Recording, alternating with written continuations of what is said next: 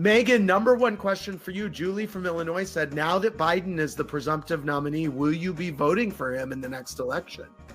So I just had a really long conversation with him a few days ago, like on Saturday, and I love him dearly, and I keep telling everyone, I will promise you will know who I'm voting for, but it really shouldn't take a rocket scientist to know there's one man who has made pain in my life a living hell, and another man who has like literally shepherded me through the grief process. This really shouldn't be rocket science for people. Wow. But he'd be the vice presidential nominee.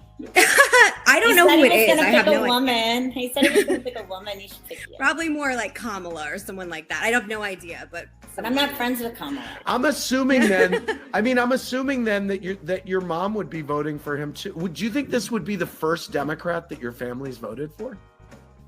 You know, it's really tough because, again, like my parents met and ended up getting married in part because of them. They were actually in Hawaii at the same time and like got drunk and drank ouzo and danced together, and like they're old friends. So, and again, like he's just been so integral in my life, especially since my dad got sick. So I'm always like my heart over my head in so many different ways, and the Trumps like are always they're always making my mom cry.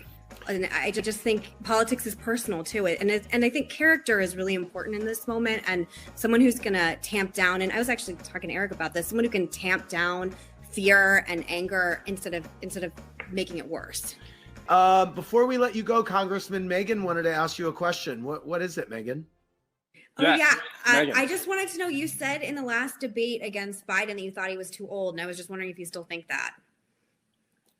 I think we need a seasoned hand right now. And he called me when I got out of the race. It was only a cup of coffee. You might not remember it. But he promised me that he would enable younger people to step up. And I'll take him at his word. And I think he's the seasoned hand we need. Great. Just curious.